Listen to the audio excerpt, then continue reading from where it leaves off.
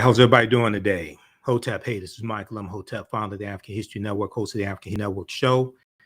I'm a talk show host, researcher, lecturer, writer, and historian.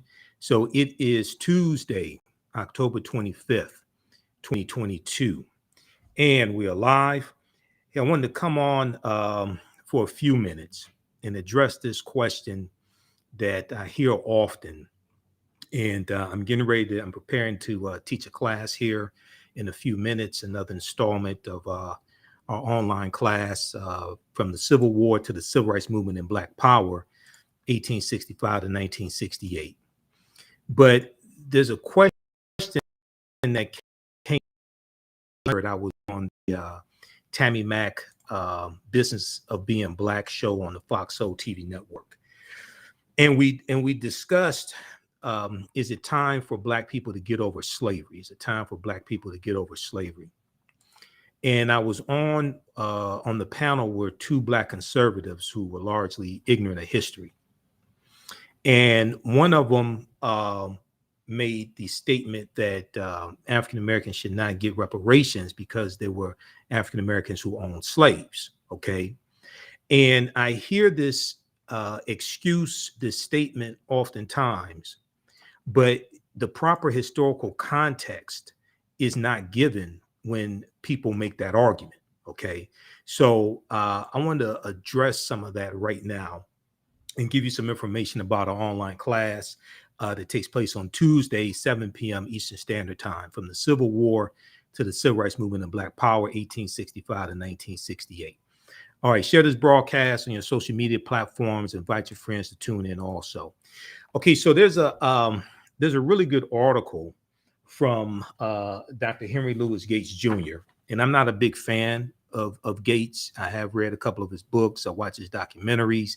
He does do some good research, but some of his information dealing with the transatlantic slave trade is wrong. Okay, but there was a good article that he wrote for theroot.com. It came out March 4th, 2013, called "The Black People Own Slaves." The Black People Own Slaves. And it goes deep into this history, and it's talking about here in the United States.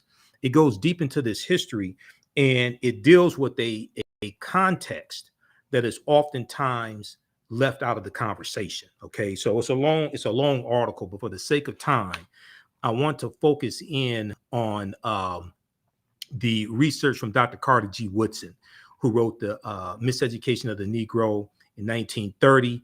And he co-founded the Association for the Study of Negro Life and History in September 1915. And in 1926, he created Negro History Week, which later became Black History Month in 1976. Okay. So Gates talks about one of the most vexing questions in African American history is whether free African Americans themselves own slaves, whether free African Americans themselves own slaves.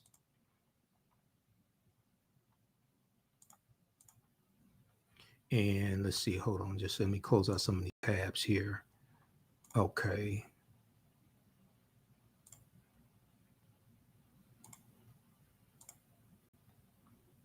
Just a second. Okay. Whether free African Americans own slaves. The short answer to this question, as you might suspect, is yes, of course. Some free Black people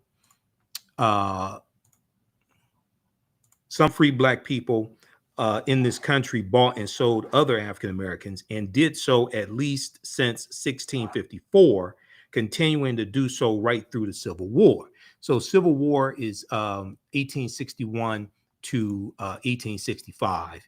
And we deal a lot with the Civil War in the class that I teach, okay? The class I teach on Tuesdays. All right, so at least since 1654, continuing right through the Civil War. For me, the really fascinating question about Black slave owning are how many Black masters were involved, how many slaves did they own, and why did they own slaves? Okay, so this gets left out of the conversation oftentimes. how many slaves did they own? How many African American slave owners were there? And why did they own slaves? Okay. So if we look at he looks at the research from Dr. Carter G. Woodson, and Woodson focused in on the 1830 census. All right.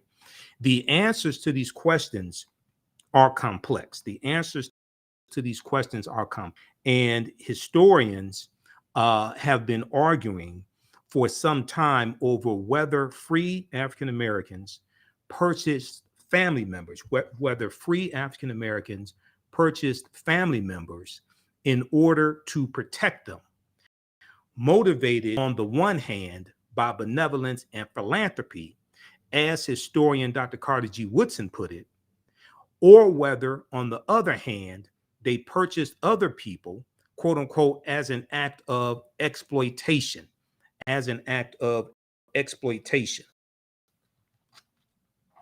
merely to exploit their free labor for profit, just as white slave owners did. The evidence, the evidence shows that unfortunately both things are true. The evidence shows that unfortunately both things are true. The great African American historian John Hope Franklin, who was born in Tulsa and grew up in Tulsa, Oklahoma, he states this clearly: the majority of Negro owners of slaves had some personal interest in their property. The majority of Negro owners of slaves had some personal interest in their property. But he admits there were instances, however, in which free Negroes had a real economic interest in the institution of slavery and held slave owners in order to improve their economic status. Okay, so just like all people, African Americans have had collaborators, African Americans have had traitors. Okay, just like all people. But other races of people, other ethnic groups of people, etc., don't get blamed for their own Holocaust. Other groups of people don't get blamed for their own Holocaust. We know there were Jewish collaborators with the Germans. We know there were Native Americans that sought out other Native Americans. All groups of people have had their traitors, okay? But they don't get blamed for their own Holocaust. John Hope Franklin goes on to say, there were instances, however, in which free Negroes had a real economic interest in the institution of slavery and held slaves in order to improve their economic status. Okay, now, in a fascinating essay reviewing this controversy, R. Halliburton shows that free Black people own slaves. Free Black people have owned slaves, quote, in each of the 13 original states, and later in every state that countenanced slavery, every state that has slavery, at least since Anthony Johnson and his wife Mary went to court in Virginia in 1654 to obtain the services of their indentured servant, a Black man named John Castor, and they went to court to have him as an indentured servant or slave for life. Okay, and they won their case. Now, and for a time, free Black people could even own the services of white indentured servants in Virginia as well. Now, if you read chapter 2 of Before the Mayflower by Lerone Bennett Jr., and this is my beat up copy of the 6th edition of Before the Mayflower by Lerone Bennett Jr. And this is one of the books we used in the online class I teach on Tuesdays, from the Civil War to the Civil Rights Movement and Black Power, 1865 to 1968. But Lerone Bennett Jr. deals with this history, and he deals with instances of people of African descent coming from England to the U.S., because these were British colonies, English colonies, and entering into indentured servitude for about 5 to 7 years, and then being released from indentured servitude, going on to acquire land and going on to acquire white indentured servants and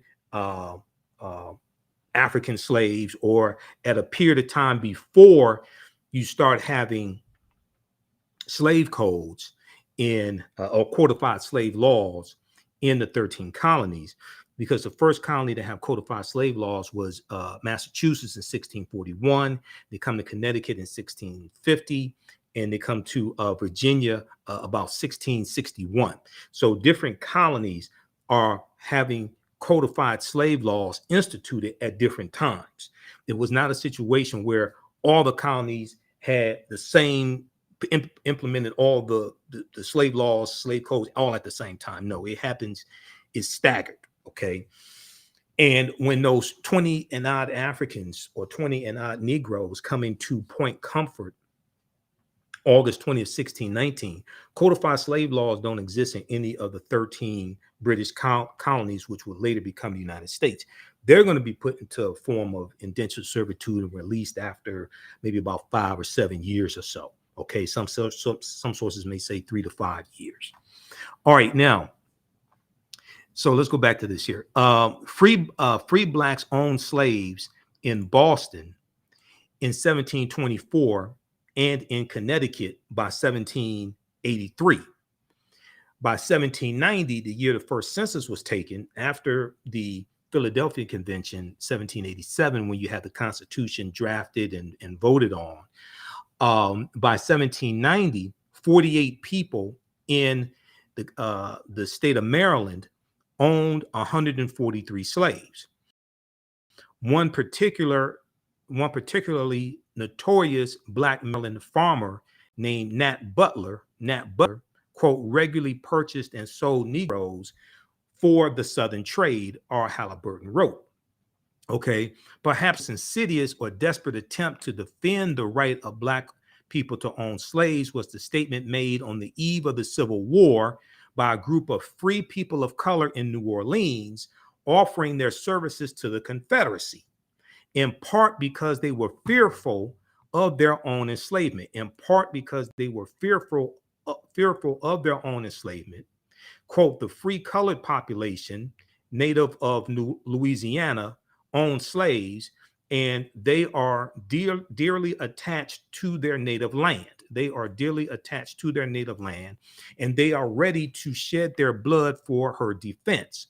They have no sympathy for abolitionism, no love for the North, but they have plenty for Louisiana.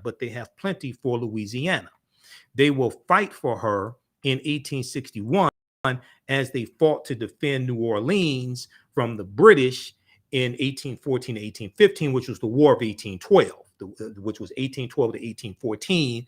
And this was the second war between the U.S. and Great Britain. Okay, First War, American Revolutionary War, 1775 to 1783. Then you have the War of 1812 to 1814. Okay, so these guys, to put it bluntly, opportunists par excellence, as Noah Andre Trudeau and James G. Hollingsworth Jr. explained, once the war broke out, some of these Black men formed 14 companies of militia composed of 440 men and were organized by the governor in May of 1861 into the Native Guards Louisiana, swearing to fight to defend the Confederacy.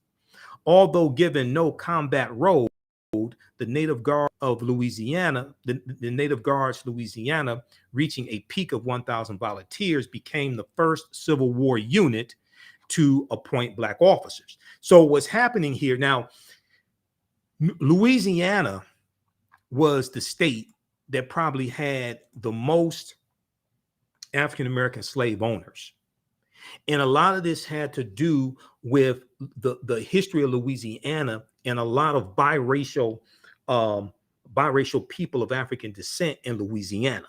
Okay, because Louisiana was French territory, became part of the United States because of the Louisiana Territory became part of the United States because of the Louisiana Purchase of 1803, where the U.S. gets 828,000 square miles of land for less than 3 cents an acre from France. Okay, and one of the driving forces of the Louisiana Purchase was France was fighting against the Haitians in Haiti with the Haitian Revolution, 1791 to 1803. And France is almost going bankrupt fighting this war, and they're trying to raise money. Okay, so they sell this land here in the U.S. in the middle of basically what's the U.S. They sell that land for $15 million. Okay, to the U.S. in 1803.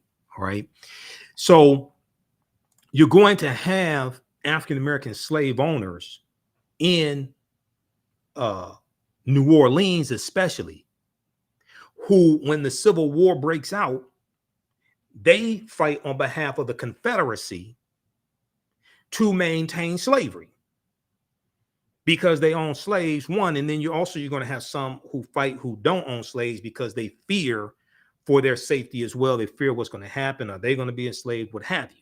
Okay. This is what's being explained here. All right. Now, when New Orleans fell in late April 1862 to the Union during the Civil War, about 10% of those men, not missing a beat, now formed the Native Guard Corps d'Afrique to defend the Union. J.A. Rogers, Joel Augustus Rogers, noted this phenomenon in his 100 Amazing Facts About the Negro. Quote, the Negro slaveholders, like the white ones, fought to keep their chattels in the Civil War. Okay, the Negro slaveholders, like the white ones, fought to keep their chattels in the Civil War. J.A. Rogers also notes that some African-American men, including those in New Orleans, at the outbreak of the war, quote, fought to perpetuate slavery, end quote, fought to perpetuate slavery. Okay, so how many, now this is an extremely important part here. And when this topic came up on the Tammy Mack show, The Business of Being Black on the Fox Soul TV network, that show was on October 3rd. I think that was a Monday. Okay, so that was earlier this month. That was Monday, October 3rd. I addressed it a little bit, but I said I'll deal with this more in depth on my show, on my platform, things like this, because I think we have 4 segments. We'll do 4 or 5 segments. They were about 12 minutes each, something like that. So I'm limited on what I can get into. So what were the actual numbers of Black slave owners and their slaves tells us, okay? In 1830, the year most carefully studied by Dr. Carl G. Woodson, about 13.7%, or 319,599 of the African American population in this country was free. So there was 319,599 free African Americans in 1830. Okay, this is based upon the 1830 census. Of these free African Americans, 319,000 of them, 3,776 free Negroes owned 12,907 African slaves. Okay, so you're looking at 1%, basically 1% of the free African Americans owning slaves in 1830. Okay, because 10% would be 31,000. So you're looking at right around 1% of, or a little more than 1%, maybe about 1.5% of free African Americans own slaves. All right, and they own 12,907 slaves out of a total of 2 million slaves owned in the country. So we roughly own like 6% of the slaves in the country. Okay. Now, so what came up on the show is that you had one of these Black conservatives who said that African Americans should not get reparations because there were African Americans that owned slaves. In 1830, we owned 6% of the slaves in this country. Europeans own 90%. Native Americans own probably about 4%, the Choctaw, Chickasaw, Creek, Cherokee, and Seminole Indians. And this is something that we talked about last week in our Tuesday class. We'll talk about some more in class today, okay? So I'm going to get deeper into this for a few more minutes. We're going to post the information for, you can register for today's class also. From the Civil War to the Civil Rights Movement and Black Power, 1865 to 1968. I teach this class on Tuesdays, normally 7 p.m. to about 9 p.m. Eastern Standard Time. We're going to start a little later today. Then on Wednesdays, I teach from the Civil War to the Wednesdays. I teach ancient Kemet, the Moors, and the Ma'afa, understanding the transatlantic slave trade, what they didn't teach you in school. So when you go to our website, theafricanhistorynetwork.com, or click on the link that I posted here, when you scroll down the page, you'll see the information for the online classes. They're on sale $80, regularly $130. And we have a bundle pack where you get both courses for $130. Just click right here, register here. Okay. All right. And we do the sessions live. All the sessions are archived and recorded. You can go back and watch the class anytime. Even after the class is over with, you can, a year from now, 2 years from now, you'll still have full access to the class. You can go back and watch the whole thing. Okay. All right. So you're looking at, about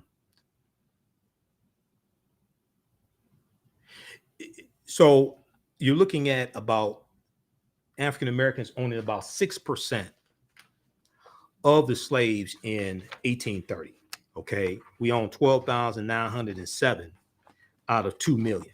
All right, now what gets left out of the conversation oftentimes is who owned the textile mills. Okay, like the textile mills in New York and Rhode Island and New England that took the cotton that was produced in the South and turned that into products. Okay, who owned the shipbuilding companies that made the slave ships? Who owned the insurance companies that took out the insurance policies on the not just the slave ships to insure the Africans that they captured, but or purchased, but also they were taking out insurance policies on enslaved Africans on the plantations as well. Okay, who owned the when you look at the auctioneers and the slave auctions, okay, where they sold African people, who owned that? Who owned the newspapers that took out ads advertising wet nurses, advertising Africans for sale? And also they took out ads to announcing runaway slaves to recapture runaway slaves. Who owned the newspapers that profited from that? Okay, and then we look at these products that are being produced that are traded on Wall Street. Okay, the coffee, the sugar cane, tobacco, because the 5 major crops that were produced were tobacco, coffee, sugar cane, cotton, and rice. These were all produced by African slaves in this country. That adds to the GDP, that fuels the economy. So a lot of times I hear people say, well, my ancestors didn't own slaves, so I shouldn't have to pay reparations. Number one, nobody asked you if your ancestors owned slaves. Nobody asked you that question. We're talking about understanding a history of what happened and repairing the damage of a legacy of slavery, 246 years of slavery, Jim Crow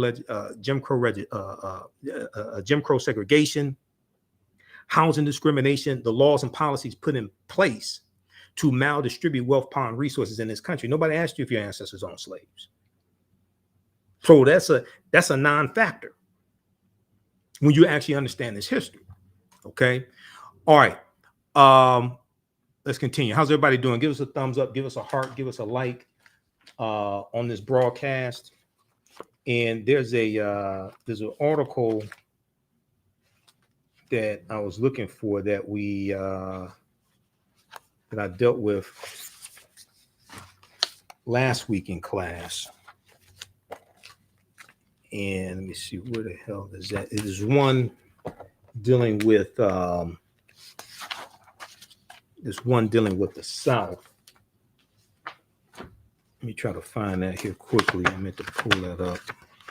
I got so many. Oh, okay, let's continue here. Let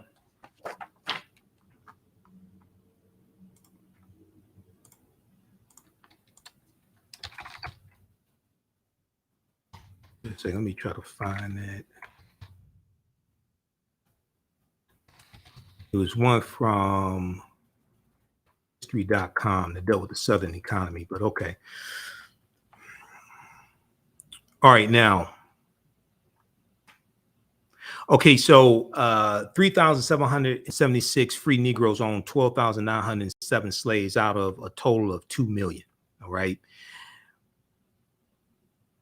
2 million slaves owned in the entire United States. So the numbers of slaves owned by African people, the numbers of slaves owned by Black people overall was quite small by comparison with the numbers owned by white people. Now, this is a nuance that the Black conservatives don't bring up, and the Candace Owens and the Larry Elders and things like this. They won't talk about how the number of African slaves that African people own was minuscule to what white people own. They won't get into that. In his essay, The Known World of Free Black Slaveholders, Thomas J. Presley, using Dr. Carter G. Woodson's statistics, calculated that about 1% of these Black slave owners in 1830 owned between 20 and 84 slaves. About 1% owned between 20 and 84 slaves. Okay.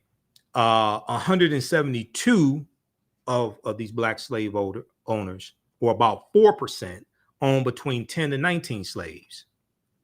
And 3,550, or about 94%, owned between 1 and 9 slaves.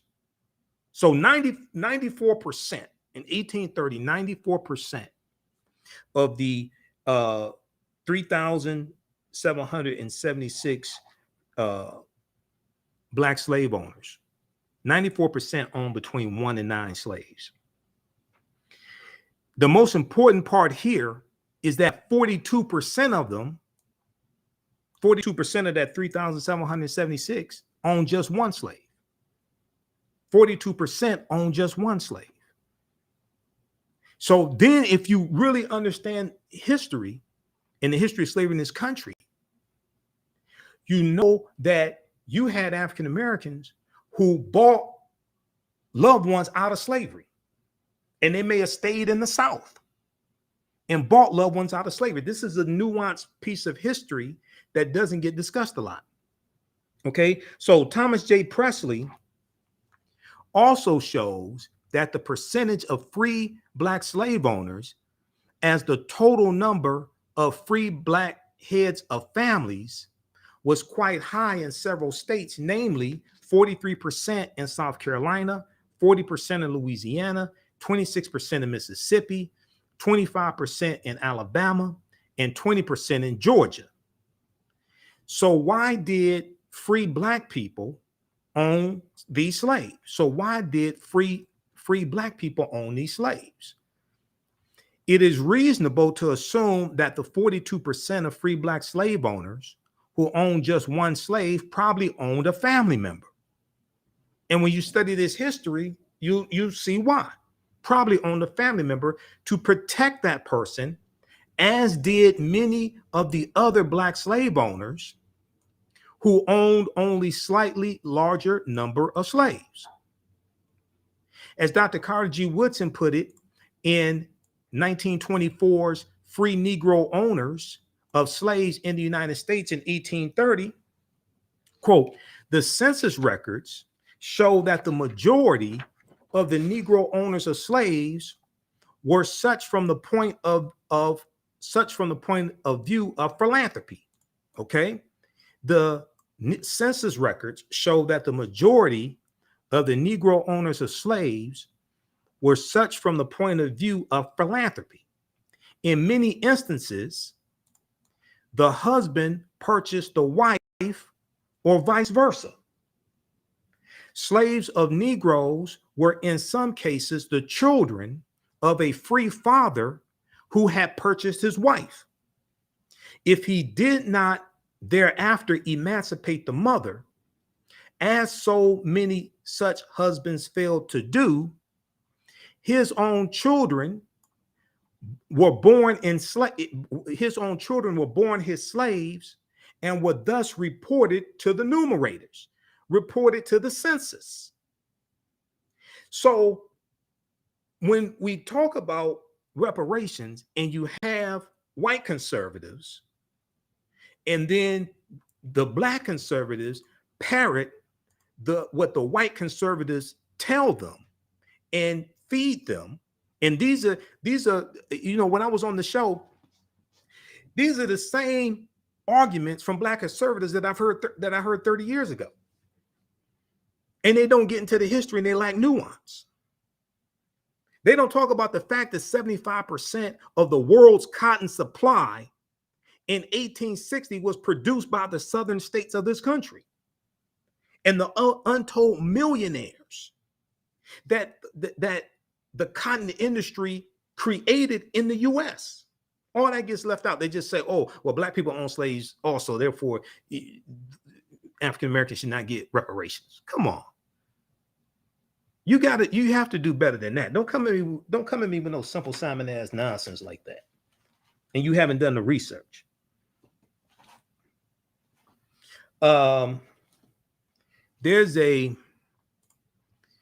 Okay, give us a thumbs up, give us a heart, give us a like on this broadcast. And there's another article I was trying to find. Then I got to jump off of here and teach this class. So stand by. Who still needs to register for the online course I teach on Tuesdays, from the Civil War to the Civil Rights Movement and Black Power, 1865 to 1968. We'll post a link here again for that. And I want to show you this article briefly. This is a really good one from history.com. History.com is the official website of the History Channel. And I've got so many articles. I got thousands of them. I was just reading this article early a couple of days ago, and I don't know where the hell I put it. Oh, I think it's here in this stack here. Dealing with myths about slavery. I think it's here in this stack. Okay, just a second.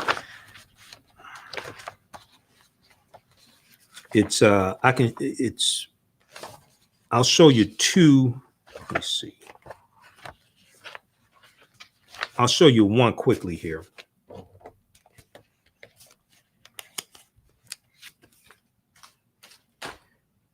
Okay, how y'all like this type of information? And let me try to pull this up.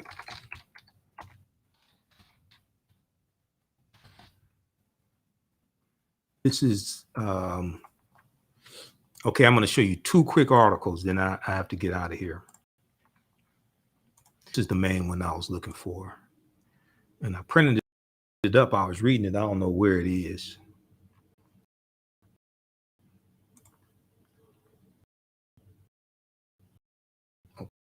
Okay, because this is like, okay, so just give you probably about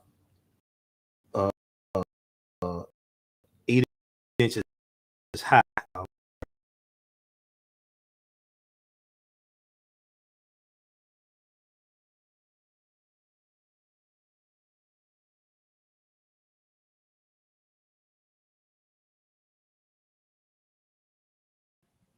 All right, we're back. See, I got two stacks of articles dealing with history and politics, current events, all that stuff next to me.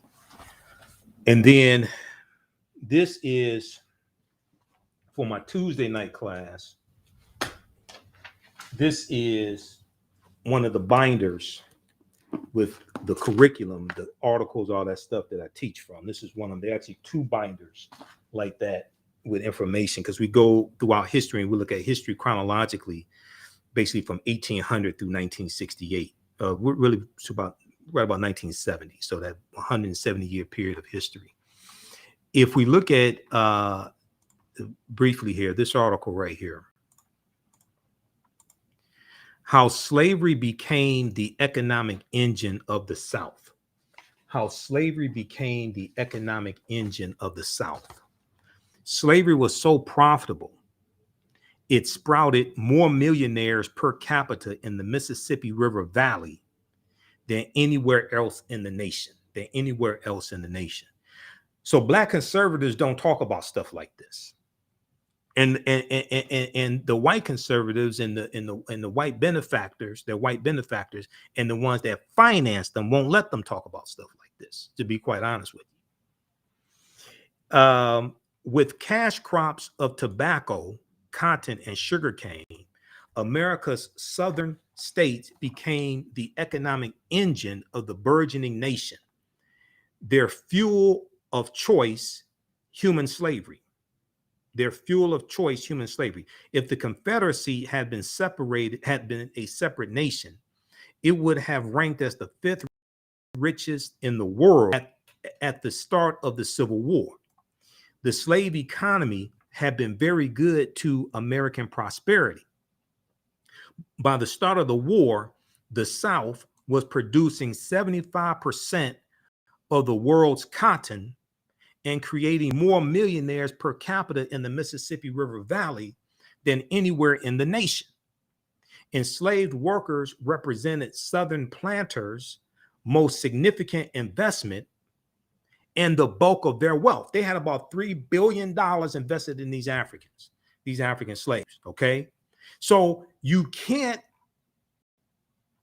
say something stupid like African Americans don't deserve reparations because they were African American slave owners when we owned 6% of the slaves in 1830. 94% of us owned 94% owned one slave, okay, or about one slave, and 40 and it was let me see, 94% each owned 1 to 9 slaves, and then 42% owned just one slave, and that was most likely a family member. You can't compare that to what Europeans owned and what they did in the untold wealth that they created. There's no comparison between those two. So we have to watch when you have these people out here trying to make these false equivalencies and are advocating against our best interests. By the start of the war, the South was producing 75% of the world's cotton supply and creating more millionaires per capita in the Mississippi River Valley than anywhere in the nation. Enslaved workers represented Southern planters' most significant investment and the bulk of their wealth. So it goes on to talk about an economy based upon slavery, things like this, okay? By 1680, the British economy improved and more jobs became available in Britain.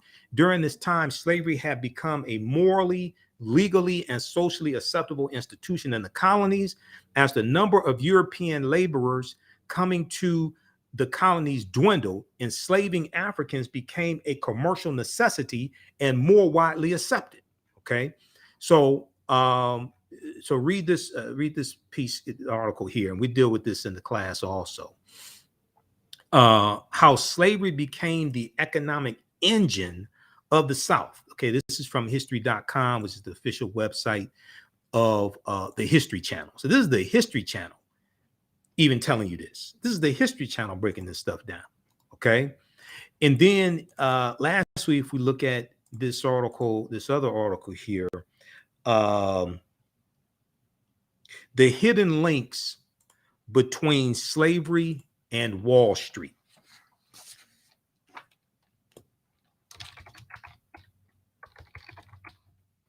The hidden links between slavery and Wall Street.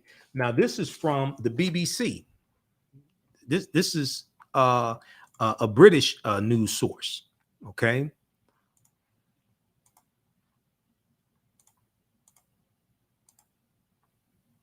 The hidden links between slavery and Wall Street. I just want to highlight a couple things here. This is from August 29th, 2019.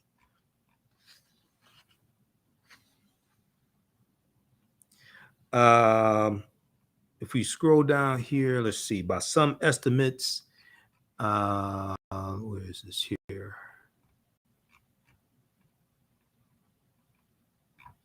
By some estimates, New York received 40% of the U.S. cotton. Right here. By some estimates, New York received 40% of U.S. cotton revenue through money its financial firms, shipping businesses, and insurance companies earned, because the North profited off of slavery in the South. Even after the North had pretty much abolished slavery, they still profited off of it. This is where the textile mills were. You had banks in the North that loaned money to slave owners in the South so they could buy more African slaves. They could buy more land. You had banks that owned money to corporations so they could expand and set up more cotton mills and different things like this, buy more ships, whatever it was. Okay. But scholars differ on just how direct a line can be drawn between slavery and modern economic practices in the U.S. People in non-slave areas, Britain and free United States, routinely did business with slave owners and slave commerce, says Gavin Wright, professor emeritus of economic history at Stanford University. Okay, but he says the uniqueness of slavery's economic contribution has been exaggerated by some. Slavery thrived under colonial rule. British and Dutch settlers relied on enslaved African people to help establish farms and build the new towns and cities that would eventually become the United States. Because we know there were the Dutch were here also, and the Dutch, actually the Dutch colony of New Amsterdam, about 1627, they forced those enslaved Africans to build a wall in that colony to ward off Native Americans. And the colony of New Amsterdam later becomes the British colony of New York. And the wall that those Africans built is where Wall Street in New York City gets its name from. That's the wall that African people built. And right there in New York City, they traded enslaved Africans in that they would have a auction section. They would there where Wall Street is, they would trade enslaved Africans there also. Now, enslaved people were brought to work on cotton, sugar, and tobacco plantations, and tobacco was the big in the U.S. Tobacco was the big cash crop before cotton became the big cash crop. Cotton largely is going to become the big cash crop after 1794, after the cotton gin is created by Eli Whitney, and it drastically reduces the labor cost of producing cotton and makes it much easier to produce cotton, which then increases the need for enslaved Africans, okay, to plant the cotton. Now, the crops they grew were sent to Europe, okay? The crops that were grown in the U.S., especially in the South, are going to be sent to Europe to be turned into finished products. Those finished products were used to fund trips to Africa to obtain more African slaves, more Africans to become slaves who were then trafficked back to America. The triangular trade route was profitable for investors. To raise the money to start many future plantation owners, to raise the money to start, many future plantation owners turned to capital markets in London, England, selling debt that was used to purchase boats, goods, and eventually purchase African people. Okay, so read this piece here. Then they go on and talk about the banks. In 2005, J.P. Morgan Chase, currently the biggest bank in the U.S., admitted that two of its subsidiaries, Citizens Bank and Canal Bank in Louisiana accepted enslaved people as collateral for loans. If plantation owners defaulted on loan payments to the banks took ownership of these African slaves. J.P. Morgan Chase was not alone. The predecessors that made up Citibank, Bank of America, Wells Fargo are among a list of well-known U.S. financial firms that benefited from the slave trade. Okay, so read the rest of this article here, the hit between slavery and Wall Street. Okay, so you can't compare African Americans owning 6% of the slaves and 42% of the African slaves they own most likely were family members. You can't compare that to what Europeans did. That's ridiculous. Okay, then, okay, that was the second article. All right, that I wanted to share. Okay, give us a thumbs up, give us a heart, give us a like on this broadcast. How you all like this type of information? Let's just look at some of your comments here quickly. You can post your comments here also. And you can read, this is a class that I teach on Tuesdays, normally 7 p.m. to 9 p.m. Eastern Standard Time. I'm going to jump off and so I can start teaching this class at our online school.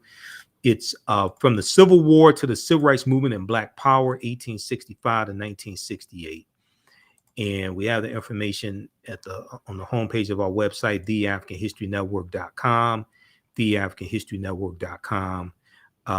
And the link I posted there is our history courses link. Okay, so Tuesdays, 7 p.m. to 9 p.m. Eastern Standard Time. We do the sessions live. All the sessions are archived and recorded. You can go back and watch it anytime. Click right here, register here. It takes you to the next page and just click on enroll. Okay.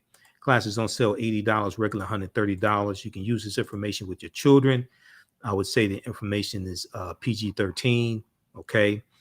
And let's see right here. I would say the information is PG-13. And it's very visual. We look at articles, video clips, book references. Have a PowerPoint presentation also. Click right here, enroll, and then just follow the steps. And as soon as you register, you can watch the previous classes also. Okay, so there's archived content for you to watch as well. And on the homepage of our website, if you click here where it shows the menu, if you're on a smartphone, it'll say menu. Click there. If not, you can click right here. If you're on a computer, click on history courses, and it takes you to the next page with the history courses here, the two classes that I teach. So on Wednesday, 7 p.m. to 9 p.m. 7 p.m. to 9 p.m. Eastern Standard Time is Ancient Kemet, the Moors, and the Ma'afa, Understanding the Transatlantic Slave Trade, what they didn't teach you in school. So we do that Wednesday, 7 p.m. to 9 p.m. Eastern Standard Time. You can register for that course also. And we have the classes in the bundle pack. So you can register for both classes for $130. That's over $300. That's about a $360 value because there's bonus content that you get as well. So you can click on right here, register here for the bundle pack. Okay, the bundle pack of courses also. And there's bonus content that you can start watching as well. Just scroll down, click on enroll, click on buy now, and you can register for the classes. You can use this information with your children as well. Okay. All right. So hopefully you like this type of information. Hopefully you learned a lot also. And if you want to support the African History Network another way, $the AHN show through Cash App, $the AHN show through Cash App, also through PayPal, paypal.me/the AHN show. And we have the information right on the homepage of our website, also theafricanhistorynetwork.com. Okay. And so let's keep doing the research, stay on the air, keep broadcasting, pay some of the bills, etc. And we have the information. Let me see here.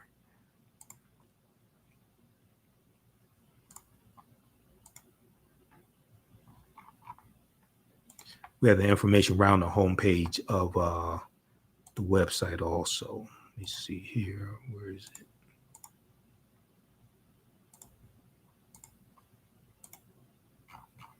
Okay, yeah, scroll down. We have the information right here with the links, PayPal and Cash App. And this is our official Cash App account, $ the AHN show, SHOW. When you go to the, say, Michael, these other ones here, and there's like 5 of them that I've identified are fake African History Network Cash App accounts. I'm still trying to get them shut down. Okay, so I opened up an investigation with Cash App. I followed up with them last week, and I'm still trying to get these fake ones shut down because they've been stealing money from us. All right, look, we have to get out of here. Remember, at the African History Network, we focus on educating, empowering, and inspiring people of African descent throughout the diaspora and around the world, because right now it's correct wrong behavior. It's not over till we win. Wakanda forever. We'll talk to you next time, and we'll see, hopefully see you in our classes as well. Okay. All right. Talk to you next time. Peace.